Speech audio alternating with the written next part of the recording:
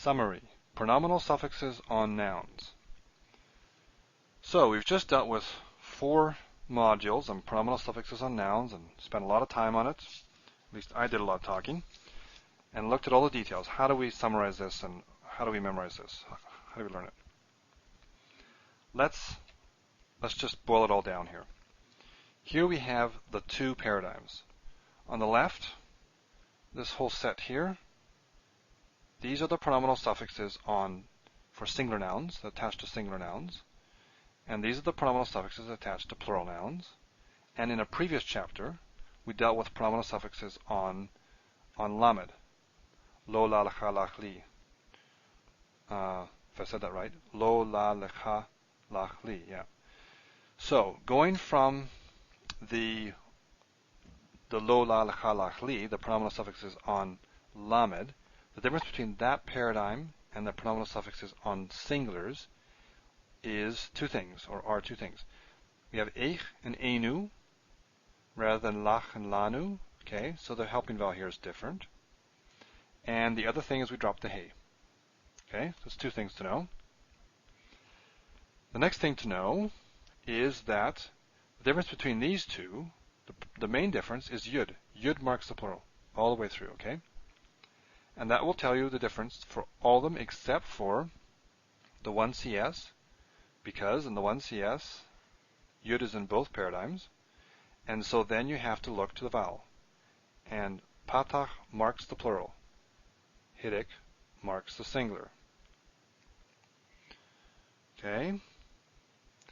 Then, less important, but if you want to reproduce this in writing, you need to know it, is the helping vowels. The helping vowels here, tsere all the way through in the plural. Here it is all over the map. You got 3 different types. Kamet, segel, segel, segel, patach, patach. I can't help you there other than just to point it out. And here you got a vav, here you have a ha, and here you have a yich. Those are all different than this. Again, in this area here, you're just going to memorize it. I don't know how to simplify that. And what else? I guess that's it, other than the fact that these go on sus, the masculine singular, and in the feminine they go on at, if you have a feminine noun that ends in a, which most of them do. And here they go on sus for the plural nouns, for the plural masculine nouns, and the ot form for the for the feminine plural. So you could memorize this right here in front of you. I think it's a bit difficult to memorize this because they're in isolation. They're just naked. They're standing by themselves. I would recommend paying attention to this, learning this, writing this out, but memorizing this. Memorize it with an actual word. It's a little easier. And then you see it working together with a word. So this, and what I've done here is picked the masculine singular and the feminine plural. I don't think you need to memorize the feminine singular. As long as you know it's at, you just stick it on there.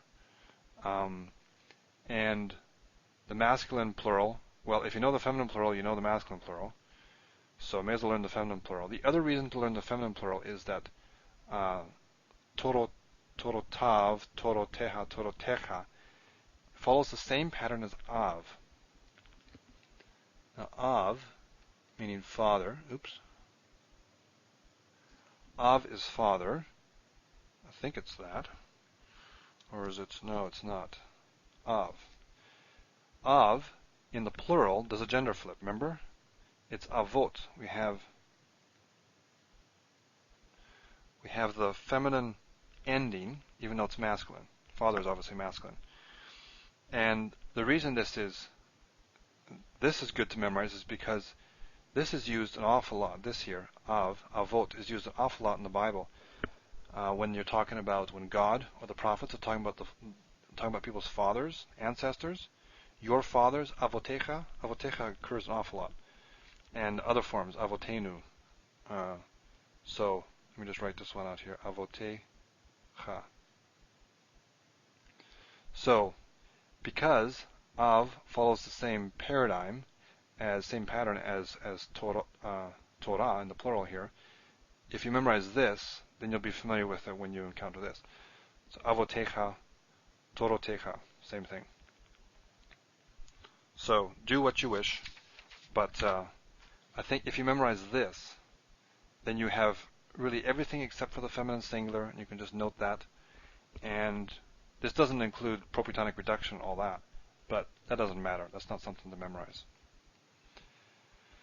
Okay, I hope this hasn't been too much of a whirlwind tour, but there you have it. Pronominal suffixes on nouns.